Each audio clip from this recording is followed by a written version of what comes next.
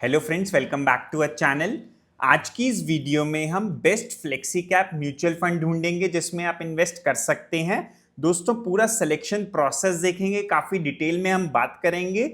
और दोस्तों, पहले समझ लेते हैं फ्लेक्सी कैप म्यूचुअल फंड्स होते कौन से हैं। दोस्तों, फ्लेक्सी कैप म्यूचुअल फंड्स होते हैं इक्विटी ओरिएंटेड म्यूचुअल फंड्स जिनमें फंड मैनेजर जितना चाहे पैसा लार्ज कैप, मिड कैप या स्मॉल कैप स्टॉक्स में इन्वेस्ट कर सकता है। लार्ज कैप स्टॉक्स होते हैं इंडिया के टॉप 100 कंपनीज। नेक्स्ट 150 कंपनीज कहलाती हैं मिड कैप कंपनीज और बाकी फर्स्ट 250 कंपनीज को छोड़ के बाकी कंपनीज कहलाती हैं स्मॉल कैप कंपनीज। तो फ्लेक्सी कैप म्यूचुअल फंड्स में मिनिमम 65% पैसा इक्विटी में लगाया जाता है। लॉन्ग टर्म अगर 5-6 साल मिनिमम आप टाइम दे सकते हैं तो ये एक बहुत अच्छी कैटेगरी होती है म्यूचुअल फंड की जिनमें अच्छा वेल्थ आपका बनता है।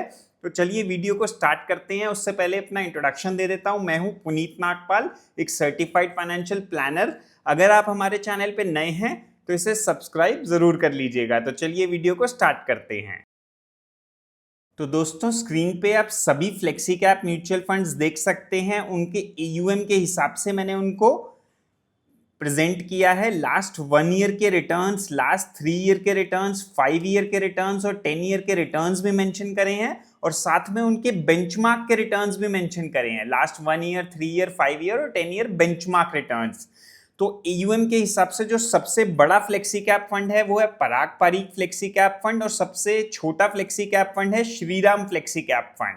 तो दोस्तों, सबसे पहले हम क्या करेंगे, जो म्यूचुअल फंड्स अभी 3 साल भी कंप्लीट जिन म्यूचुअल फंड्स को नहीं हुए हैं या फिर जिनका AUM बहुत छोटा है, 2500 CR से भी कम है, उनको हम अपने एनालिसिस से रिमूव करने वाले हैं। देखिए, मैंने येलो में हाईलाइट कर दिए हैं कुछ म्यूचुअल फंड्स जिनको हम रिमूव कर देंगे। उनको हम आगे रिव्यू नहीं करेंगे क्योंकि या तो उनको 3 साल भी कंप्लीट नहीं हुए हैं, मतलब अभी ट्रैक रिकॉर्ड उनका ज्यादा है नहीं हमारे पास एनालाइज करने के लिए, या फिर उनका AUM 2500 CR से भी छोटा है। तो देखिए, Bajaj Finserv flexi cap, Helios flexi cap, abacus flexi cap, इनका AUM तो ज्यादा है। जियो ब्लैक रॉक फ्लेक्सी कैप, इसका AUM भी 3211 CR का है, लेकिन इनको अभी 3 साल कंप्लीट नहीं हुए। और बाकी फंड्स जो हैं, यूनियन, 361, सुंदरम और बाकी नीचे के फंड्स अभी छोटे हैं, मतलब इनका AUM 2500 CR से काफी कम है, तो इसलिए इनको हम रिमूव कर देंगे। और बाकी लिस्ट हमारे सामने आ गई है फ्लेक्सी कैप फंड्स की with their 1 year, 3 year, 5 year, 10 year returns and benchmark returns, जिसको हम आगे एनालाइज करेंगे। चलिए, सबसे पहला स्टेप हमारा है कि हम जो रिटर्न्स हमने मेंशन करे हैं वो देखेंगे कि बेंचमार्क को बीट कर रहे हैं या नहीं कर रहे हैं। देखिए, जो म्यूचुअल फंड्स रिटर्न में अपने बेंचमार्क को बीट कर रहे हैं उन्हें मैंने ग्रीन में हाईलाइट करी है उनकी रिटर्न्स, और जिनकी रिटर्न्स बेंचमार्क से कम है उसको मैंने रेड में हाईलाइट किया है, और जिसकी रिटर्न लगभग बेंचमार्क के बराबर है वो रिटर्न को मैंने येलो में हाईलाइट किया है। तो सबसे पहले जैसे पराग पारीख फ्लेक्सी कैप फंड की लास्ट 1 ईयर रिटर्न -0.262 है और बेंचमार्क के रिटर्न है 3.37, तो 1 ईयर में इसने अंडर परफॉर्म किया है बेंचमार्क से, तो इसके रिटर्न को मैंने रेड में हाईलाइट कर दिया है। 3 ईयर, 5 ईयर और 10 ईयर होराइजन में इसने बेंचमार्क को बीट किया है, तो इसके रिटर्न को मैंने ग्रीन में हाईलाइट कर दिया है। इसी तरीके से जैसे कोटक फ्लेक्सी कैप फंड को 5 साल के रिटर्न आप देखेंगे 12.55% के हैं और बेंचमार्क में 12.53, तो बेंचमार्क के बराबर से रिटर्न है, तो इसलिए मैंने इसे येलो में हाईलाइट कर दिया है। तो अभी क्या करेंगे, जो mutual funds regularly under perform कर रहे हैं, मतलब अपने बेंचमार्क को बीट नहीं कर पा रहे हैं या फिर बराबर बराबर से रिटर्न भी दे रहे हैं, उनको हम क्या करेंगे, इस एनालिसिस से रिमूव कर देंगे। तो यहाँ पे हमारे 4 म्यूचुअल फंड्स और रिमूव हो जाएंगे। UTI flexi cap fund, SBI flexi cap fund, Nippon India flexi cap fund और Tata flexi cap fund.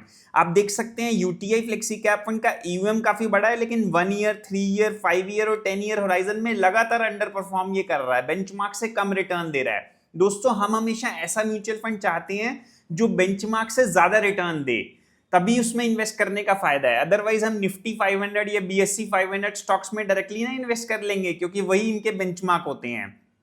SBI flexi cap fund को देखेंगे तो इसमें भी अंडर परफॉर्मेंस है, सिर्फ 10 ईयर के पीरियड में बराबर सा रिटर्न है, लेकिन बाकी सारे पीरियड में अंडर परफॉर्मेंस है।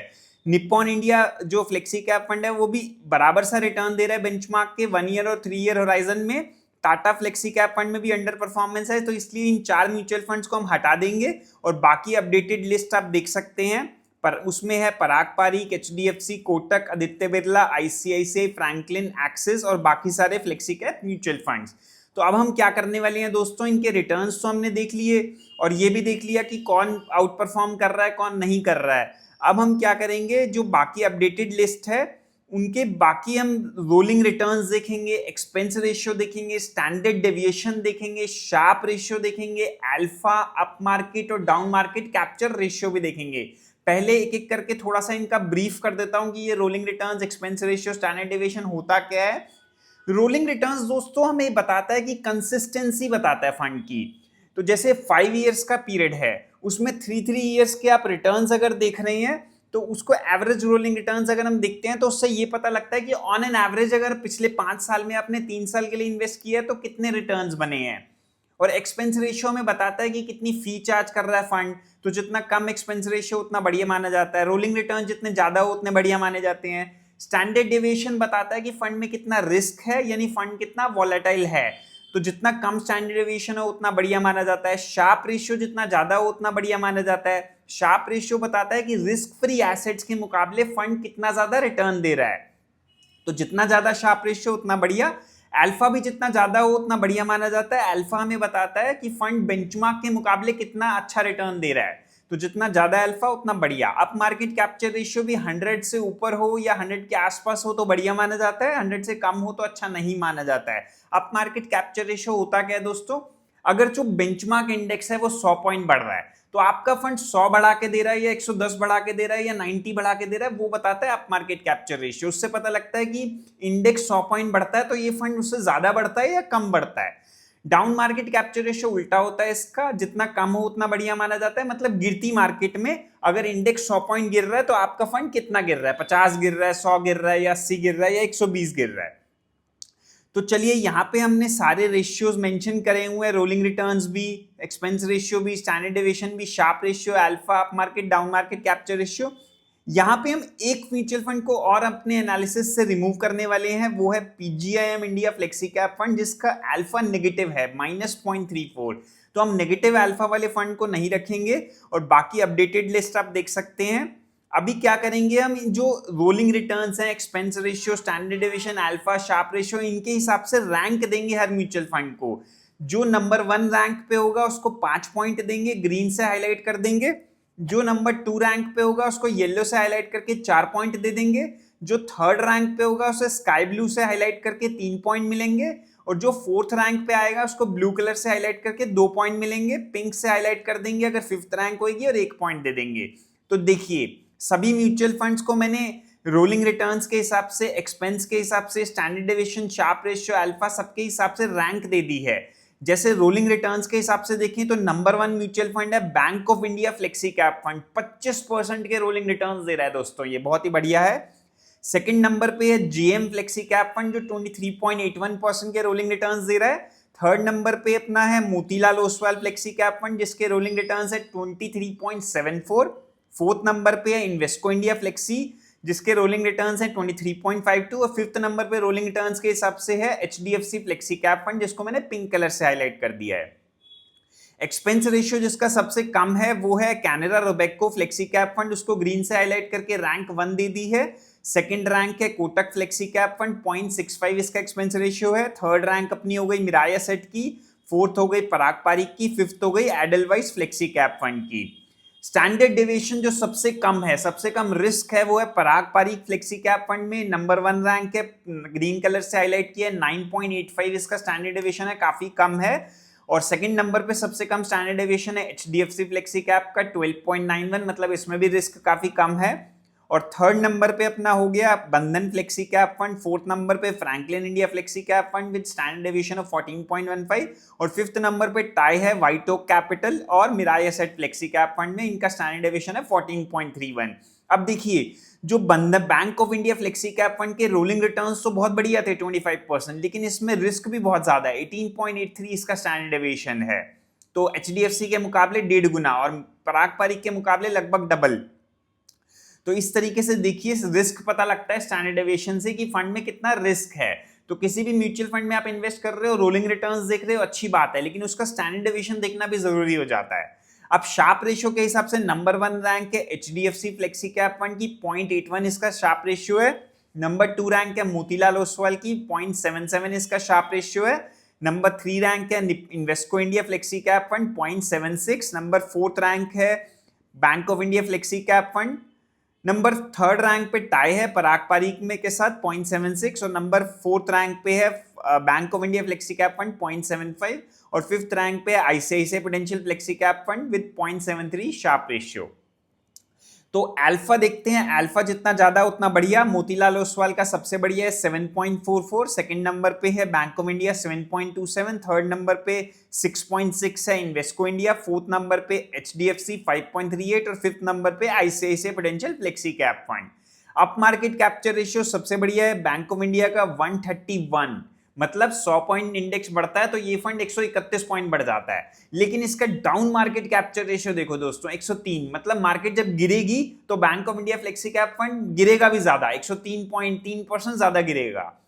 सेकंड नंबर पे अप मार्केट कैप्चर रेशियो में है Invesco India flexi cap fund with up market capture ratio 125, third number पे 120 quant flexi cap, fourth number पे मोतीलाल और फिफ्थ नंबर पे ICICI prudential flexi cap fund. Down market capture ratio सबसे बढ़िया पराग पारीक का है, जैसा कि हमें एक्सपेक्टेड था 45, मतलब 100 पॉइंट इंडेक्स गिरता है तो ये फंड से 45 पॉइंट्स गिरता है। सेकंड नंबर पे HDFC, लेकिन डाउन मार्केट कैप्चर रेशियो तो अच्छा है पराग पारीक का, लेकिन अप मार्केट कैप्चर रेशियो देखो बहुत खराब है पराग पारीक का, सिर्फ 76। जब मार्केट बढ़ती है तो ये फंड सिर्फ 76 पॉइंट बढ़ पाता है, क्योंकि इसका AUM भी थोड़ा ज्यादा हो चुका है, 1,43,000 CR का हो चुका है इसका, तो इसलिए इसका अप मार्केट कैप्चर रेशियो ज्यादा अच्छा नहीं है। सेकंड नंबर पे डाउन मार्केट कैप्चर रेशियो अच्छा है HDFC का, थर्ड नंबर पे 81 है white okay capital, fourth number पे 82 है बंधन फ्लेक्सी कैप और फिफ्थ नंबर पे टाई है आदित्य बिरला और Motilal Oswal flexi cap fund में डाउन मार्केट कैप्चर रेशियो 84। तो देखिए rolling returns, expense, standard deviation, Sharpe ratio, alpha, up market, down market capture ratio के हिसाब से रैंक भी हमने दे दी है। अब देखते हैं कौन से म्यूचुअल फंड्स के कितने पॉइंट्स बन रहे हैं। तो ये हैं पॉइंट्स सभी म्यूचुअल फंड्स के। अब देखते हैं टॉप किसने किया है। देखिए सबसे ज्यादा पॉइंट बने हैं bank of India flexi cap fund और HDFC फ्लेक्सी कैप फंड के 16 पॉइंट बने हैं, दोनों के टाई है। और सेकंड नंबर पे भी टाई है मोतीलाल ओसवाल और पराग पारीक फ्लेक्सी कैप फंड में, इनके 15 पॉइंट्स बने हैं। थर्ड नंबर पे Invesco India flexi cap fund के 12 पॉइंट्स बने हैं। अब देख दोस्तों जो बाकी फंड्स हैं कोटक, आदित्य बिरला, आईसीआईसीआई, फ्रैंकलिन, उनके कितने पॉइंट्स बने हैं वो भी आप स्क्रीन पे देख सकते हो। अब मैं ऐसा नहीं कह रहा कि वो फंड्स खराब है, ये मैं नहीं बोल रहा हूं यहाँ पे, लेकिन हम अच्छे फंड्स सेलेक्ट कर रहे हैं तो ये 5 फंड्स हमें अच्छे निकल के आ रहे हैं और जो ज्यादातर पॉइंट्स में भी वो बराबर कर रहे हैं, जैसे टॉप पे HDFC और बैंक ऑफ इंडिया है। अब आपको कौन सा फंड सेलेक्ट करना है दोस्तों, अगर आपको एग्रेसिव फंड चाहिए तो देखिए बैंक ऑफ इंडिया का अच्छा है, रोलिंग रिटर्न्स अच्छे हैं, अप मार्केट अच्छा है, अल्फा अच्छा है, लेकिन रिस्क ज्यादा ले रहा है। अगर आप थोड़ा सा कंजर्वेटिव साइड जाना चाहते हो तो HDFC में रिस्क कम है और बाकी इसके भी अच्छी चीजें हैं, अल्फा और रोलिंग रिटर्न सब बढ़िया ही है। अगर आप और कंजर्वेटिव चाहते हो तो पराग पारीक का अच्छा ऑप्शन हो सकता है, लेकिन इसका अप मार्केट कैप्चर रेशियो उतना अच्छा नहीं है, लेकिन डाउन मार्केट कैप्चर रेशियो काफी अच्छा है। और बीच में आप मोतीलाल को भी देख सकते हैं, इसमें भी 23% के रिटर्न्स आए हैं रोलिंग रिटर्न्स, इसका स्टैंडर्ड डेविएशन भी थोड़ा ज्यादा है, मतलब एग्रेसिव है ये भी फंड। इसी तरीके से इन्वेस्को इंडिया भी एग्रेसिव है, इसका स्टैंडर्ड डेविएशन भी ज्यादा है। तो आपको जो क्रक्स है वो आपको पता लग चुका है कि आप कंजर्वेटिव फंड्स चाहते हो तो HDFC पराग पारीक है, एग्रेसिव फंड्स चाहते हो तो बैंक ऑफ इंडिया, इन्वेस्को और मोतीलाल ओसवाल का फ्लेक्सी कैप फंड्स हैं। तो दोस्तों ये थे बेस्ट फ्लेक्सी कैप फंड्स। हालांकि मैं यहाँ पे कोई रिकमेंडेशन नहीं दे रहा हूँ, अपनी रिसर्च खुद जरूर करें इन्वेस्ट करने से पहले। और अगर आप हमारे थ्रू इन्वेस्ट करना चाहते हैं, क्योंकि as a mutual fund distributor हम वर्क करते हैं, तो डिस्क्रिप्शन में हमारे कॉन्टैक्ट डिटेल्स आपको मिल जाएंगे, आप हमारे थ्रू भी इन्वेस्ट कर सकते हैं। तो दोस्तों that's it for today. I hope आपको ये वीडियो पसंद आई हो तो कमेंट सेक्शन में हमें जरूर बताना, हमारे चैनल को सब्सक्राइब भी कर लेना। Thank you so much for watching.